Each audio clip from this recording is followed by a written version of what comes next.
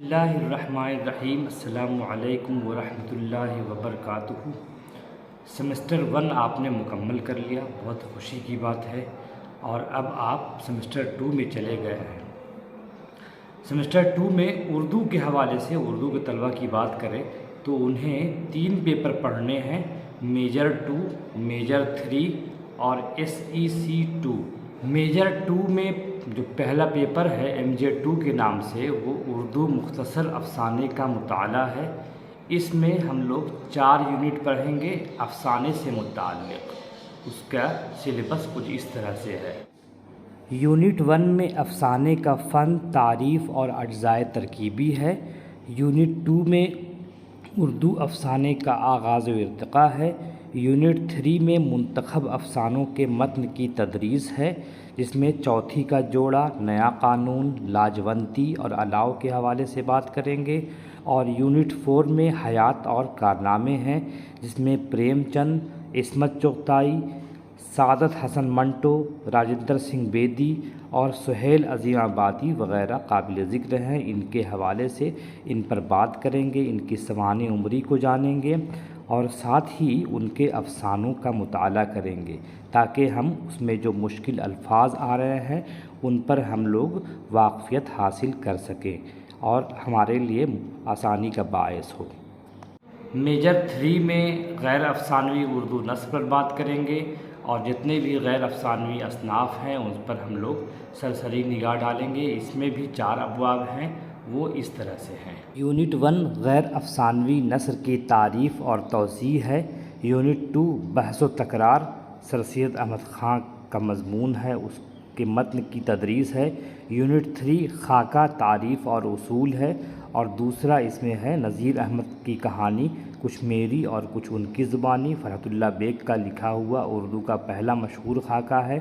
और यूनिट 4 में मकतूब निगारी, तारीफ़ और उसूल, उसके अलावा गालिब का ख़त मेहदी मजरूह के नाम, गालिब की खतूत निगारी, चिड़िया चिड़े की कहानी मतन की तदरीस, मौलाना अबुल कलाम आज़ाद की मकतूब निगारी, चारपाई और रशीद अहमद सिद्दीकी की इंशाइया निगारी, इसके हवाले से हम लोग बात। मेजर 2 और मेजर 3 ये 100 नंबर का होगा। 25 नंबर इंटरनल यानी डिपार्टमेंट से मिलेगा और 75 नंबर का आपको इम्तिहान देना होगा रिटन। लेकिन तीसरा जो है सेक पेपर, सेक 2, वो सहाफ़त और तर्जुमा निगारी के हवाले से है। वो 75 नंबर का होगा और उसका कोई मिड सेम नहीं होगा, बल्कि 75 नंबर का इम्तिहान देना होगा।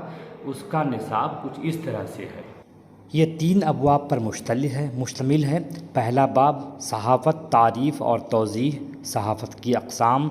नंबर 2 ख़बर नवीसी, ख़बर क्या है, ख़बर की शराइत। नंबर 3 इदारिया नवीसी। यूनिट 2 में है feature नवीसी, column नवीसी, page making, proof reading. और यूनिट 3 में है तर्जुमा निगारी का फ़न, तारीफ़, उसूल, ज़वाबित और अक़साम। और है उर्दू से हिंदी, हिंदी से उर्दू, उर्दू से अंग्रेज़ी, अंग्रेज़ी से उर्दू की मश्क वग़ैरह। आज इंशाअल्लाह हम लोग उर्दू मुख्तसर अफ़साने का मुताला जो मेजर 2 है उसके हवाले से बात करेंगे और यूनिट 1 पर बहस करेंगे, जिसका उन्वान है अफ़साने का फ़न, तारीफ़ और अज्ज़ाए तरकीबी। तो आइए सुनते हैं अफ़साने के हवाले से चंद बातें।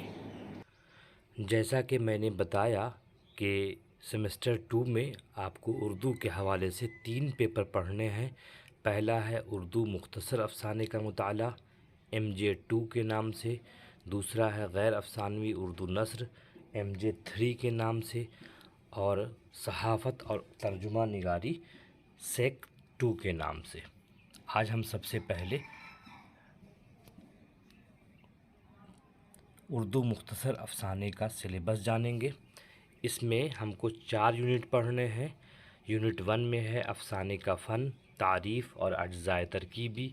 यूनिट 2 में है उर्दू अफ़साने का आगाज़ व इर्तिक़ा। यूनिट 3 में मुंतखब अफ़सानों के मतन की तदरीस, मतलब टेक्स्ट पढ़ेंगे हम लोग, जितने भी अफ़साने शामिल हैं उसको पढ़ने से एक फ़ायदा ये होगा कि तलफ़्फ़ुज़ की अदायगी हमारी बेहतर होगी। उसके अलावा जो अल्फाज मानी हैं वो हमारे सामने क्लियर होंगे। नंबर 3 जो बारीक बातें अफसाने में बताई गई हैं उसके हवाले से कुछ बातें होंगी। 4 अफसाने हैं, चौथी का जोड़ा इस्मत चुगताई का, नया कानून सादत हसन मंटो का, लाजवंती राजेंद्र सिंह बेदी का, अलाव सुहेल अज़ियाबादी का। उसके अलावा हम हयात और कारनामे पढ़ेंगे कि जिन फ़नकारों की तख्लीक़ात हमने पढ़ी हैं उनके बारे में क्या ख़्याल है और उन्होंने ज़िंदगी कैसी गुजारी है। उनमें प्रेमचंद हैं, इस्मत चौगताई हैं, सादत हसन मंटो हैं, राजेंद्र सिंह बेदी हैं और सुहेल अज़ियाबादी है। आइए सबसे पहले हम लोग यूनिट 1 के टॉपिक पर बात करेंगे, अफसाने का फ़न, तारीफ़ और अज्ज़ाए तरकीबी। सबसे पहले हम इसका पस मंज़र जानेंगे। उर्दू की नसरी असनाफ़ को बुनियादी तौर पर उनकी फ़नी ख़ुसूसियात की बिना पर या उस सिन्फ़ के उसलूब यानी स्टाइल की शनाख्त करते हुए 2 हिस्सों में बांटा जा सकता है। नंबर 1 है अफ़सानवी नस्र। अफ़सानवी नस्र के ज़िम्न में 3 बुनियादी असनाफ़ आती हैं जिसमें दास्तान, नावल और अफ़साना। अफ़सानवी नस्र जिसमें क़िस्सा कहानी हो, और नंबर 2 है गैर अफ़सानवी नस्र जिसमें क़िस्से कहानी ना हो, जैसे इंशाइया है, खाका है, रिपोर्टाज है और दूसरी असनाफ़ है। अफ़सानवी नस्र में दास्तान, नावल और अफ़साना को शामिल किया जाता है।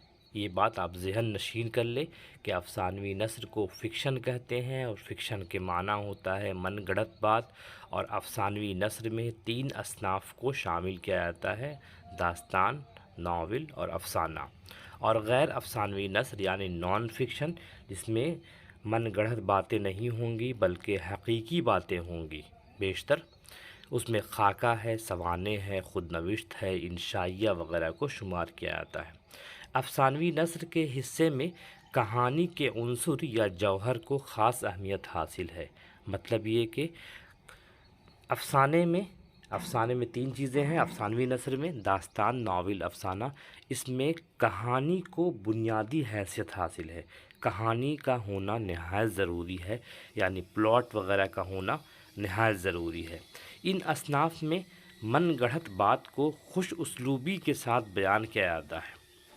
मनगढ़ंत जो मन से गढ़ी हुई बातें हैं ताकि वो सच दिखाई दे। वो बातें सच्ची नहीं होती हैं लेकिन लगता है कि उस समाज में ऐसा सानेहा हो चुका है, ऐसा वाक़या रोनुमा हो चुका है। फ़िक्शन का मतलब ही होता है मनगढ़ंत बात, यानी वो वाक़यात जिन्हें अपने ज़हन से गढ़ कर किसी को सुनाए जाएं। यूँ भी किसी भी फ़न को 2 बुनियादों पर हम अलग अलग नज़रिए से देखते हैं।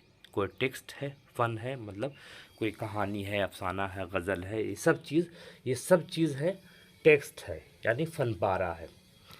इसको हम 2 तरह से देखते हैं। नंबर 1 क्या बयान किया जा रहा है, इसी को हम बोलते हैं मौजू, और नंबर 2 है कैसे बयान किया जा रहा है, इसको हम बोलते हैं उसलूब यानी स्टाइल।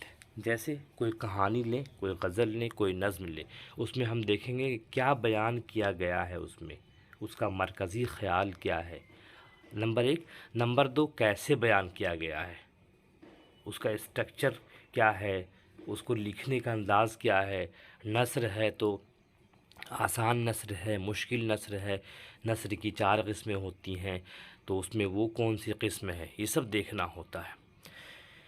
इस बाब में हम अफ़सानवी नस्र की मकबूल सिन्फ़ अफ़साना के हवाले से ही बातें करेंगे और उस हवाले से बारीक बातें जानने की कोशिश करेंगे।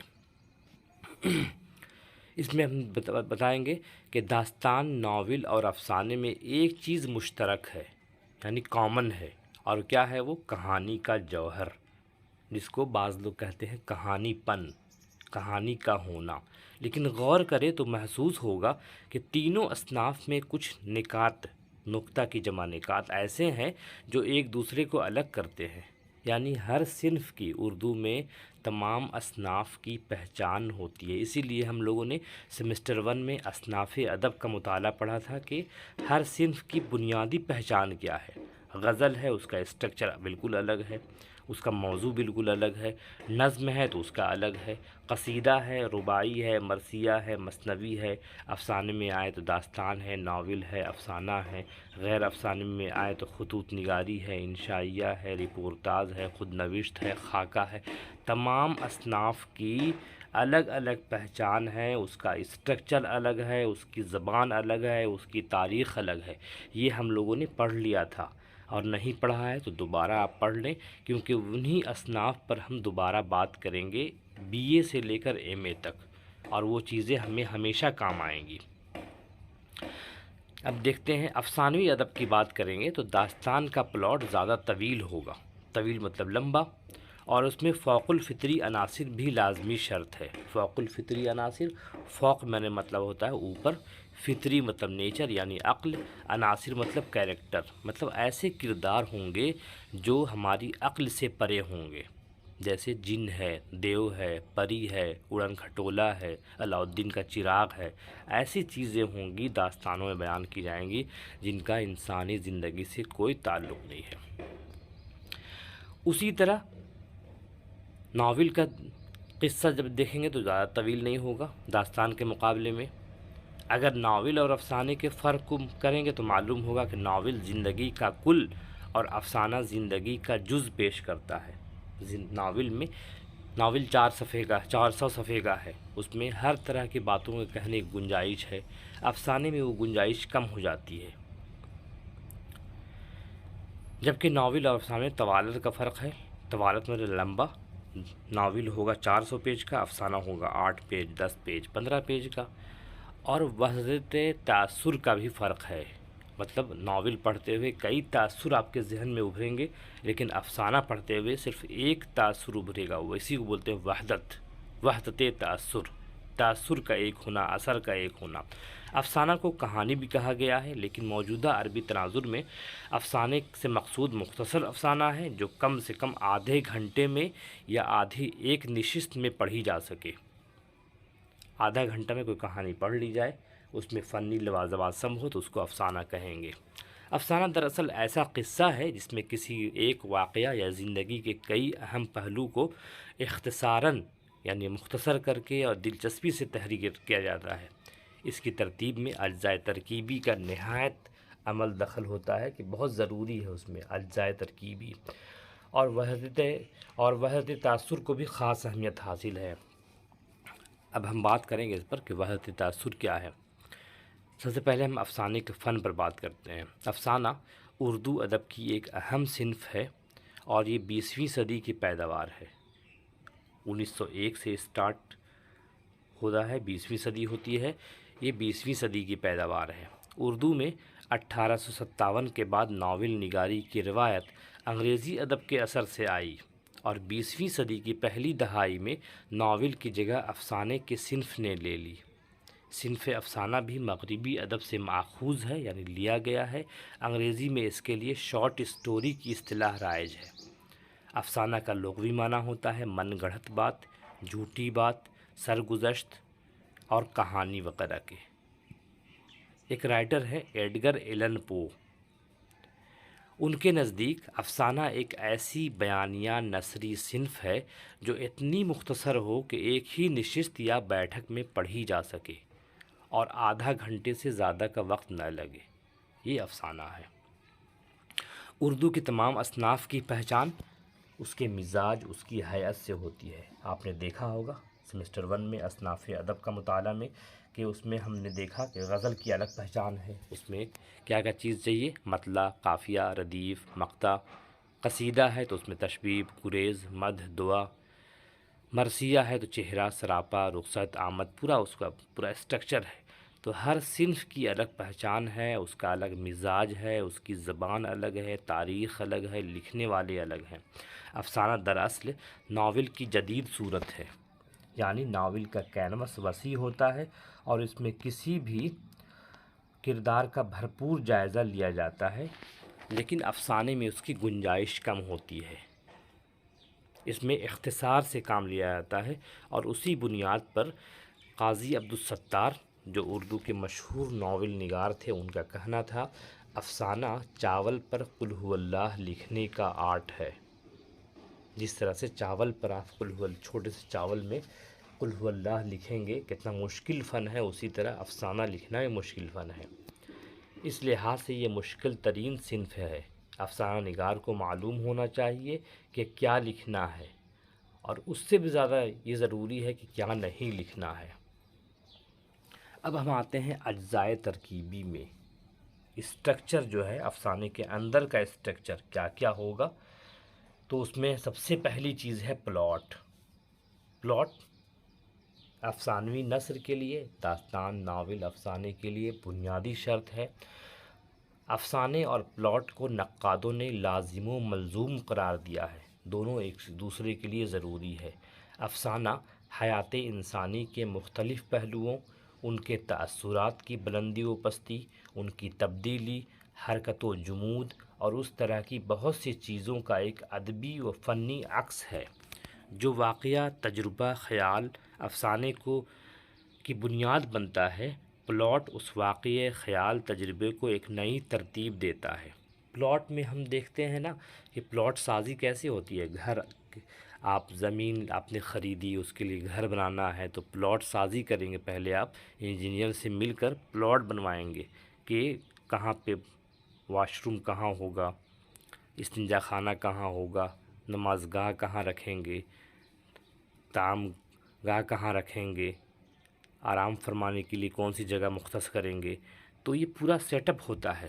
اسی طرح افسانہ نگار بھی اپنے افسانے میں اگر اس کو کہانی لکھنی ہے غریبی پر، تو غریبی کے لحاظ سے 2-3 کردار چنے گا، پھر بتائے گا کہ کون کون سے کردار ہوں گے، کون پڑھا لکھا کردار ہوگا، کون مین کردار ہوگا، کون کہانی کے آخر تک جائے گا، کون بیچ میں دم توڑ دے گا، سب وہ طے کرے گا۔ اسی کو بولتے ہیں پلاٹ۔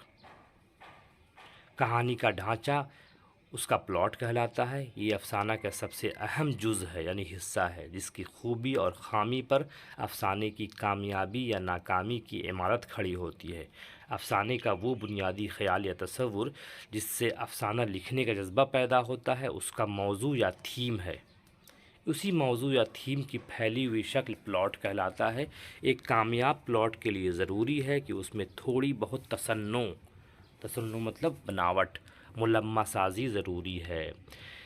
یہی تھوڑا سا تصنع بنا کے کوئی چھوٹا سا واقعہ ہے اس کو بڑا بنا دینا، اس کو سجا دینا، اور تجسس، سسپینس پیدا کر دینا، کہانی کے حسن کو دوبالا کرتے ہیں۔ ایک واقعہ حقیقت نہ ہوتے ہوئے بھی قریب از حقیقت معلوم ہونے لگتا ہے کہ یہ بہت قریبی معاملہ ہے۔ یہی تصنع پلاٹ کی روح ہے۔ نمبر 2 آتے ہیں کردار نگاری۔ یہ یاد کیجئے گا آپ نا۔ نمبر 1 پلاٹ میں 3-4 جملے لکھیے گا، پھر دوسرا آئے گا کردار نگاری، پھر کہیے گا کسی بھی شخصیت کے کچھ پہلوؤں کو اس طرح نمایاں کرنا کہ اس کی خوبیاں اور خامیاں سامنے آ جائیں، کردار نگاری کہلاتا ہے۔ کردار نگاری میں افسانہ نگار اپنے افسانے کے لحاظ سے کردار خلق کرتا ہے۔ اگر کسی دیہی منظر کا، دیہات کے منظر کا ذکر کرنا ہو تو کردار بھی وہ اسی طرح کہلاتا ہے جو وہاں کی زبان بولیں گے۔ ایسا نہیں ہے کہ کردار نگاری میں آپ مطلب کسی کسان سے آپ عربی اور فارسی کے الفاظ یا فلسفیانہ باتیں کروائیں گے تو یہ افسانے کی خامی ہو جائے گی۔ تو یہ کردار نگاری۔ اس کے بعد ہے مکالمہ نگاری۔ مکالمہ مطلب ڈائلاگس۔ جب کہانی 2 کردار پر چلے گی تو ظاہر سی بات ہے باتیں ہوں گی، ڈائلاگس ہوں گے۔ تحریر یا گفتگو کے دوران ایسی بات چیت کو کہتے ہیں جو 2 افراد کے درمیان ہوں۔ فرد کی جمع افراد، آدمی، شخص، لوگ، یا کسی ادبی صنف یا ڈرامے کی صورت میں اسٹیج پر پیش کیا جائے۔ افسانے میں مکالمے کی بڑی اہمیت ہوتی ہے۔ بات چیت کی، بات سے بات پیدا کرنا مکالمہ کہلاتا ہے۔ ایسی کہانیوں میں مکالمے زیادہ ہوتے ہیں جن میں حقیقت کا شائبہ ہو، اور افسانے میں مکالمے سے ہی کہانی آگے بڑھتی ہے۔ نمبر 4 ہے منتہا یعنی کلائمیکس۔ یہ افسانے کا آخری مرحلہ ہوتا ہے جہاں افسانہ نگار اپنی تمام خوبیوں کا کھل کر مظاہرہ کرتا ہے۔ ہر اچھے فنکار اور کامیاب پلاٹ میں اس کا نقطہ عروج یا منتہا یعنی کلائمیکس کا ہونا ضروری ہے۔ اچھا اور کامیاب منتہا وہ کہلاتا ہے جس میں بناوٹ اور تصنع کا شائبہ نہ ہو، تصنع کے معنی میں بناوٹ ہوتا ہے، اور اس کے ساتھ ساتھ وہ غیر متوقع بھی ہو، جس کی توقع نہیں کی جا سکتی ہے، یعنی ایسا محسوس ہوتا ہو کہ لکھنے والا زبردستی قاری کی توجہ اپنی طرف کھینچنا نہیں چاہتا۔ کامیاب منتہا کی تعریف یہ ہے کہ اس پر پہنچ کر پڑھنے والا افسانے میں اس حد درجہ ڈوب جائے کہ افسانہ اسے حقیقت معلوم ہونے لگے، واقعات اس کی نظروں کے سامنے تصویر بن کر گھومنے لگے، قاری تھوڑی دیر کے لیے اپنی گرد و پیش کی دنیا کو بھول جائے۔ یہی ہے منتہا یعنی کلائمیکس۔ نمبر 5 ہے وحدت تأثر یا وحدت خیال۔ افسانہ دوسری طرح کی کہانیوں سے اس لحاظ سے منفرد اور ممتاز ہے کہ اس میں واضح طور پر کسی ایک چیز کی ترجمانی اور مصوری ہوتی ہے، ایک کردار، ایک واقعہ، ایک ذہنی کیفیت، ایک جذبہ، ایک مقصد۔ مختصر یہ کہ کہانی میں یعنی افسانے میں جو کچھ ہے وہ ایک ہو۔ افسانے کی یہ خاصیت یہ ہے کہ اپنے اختتام پر قاری کے ذہن پر واحد تأثر قائم کرتا ہے، ایک اثر قائم ہوگا، اسی کو بولتے ہیں ہم وحدت تأثر۔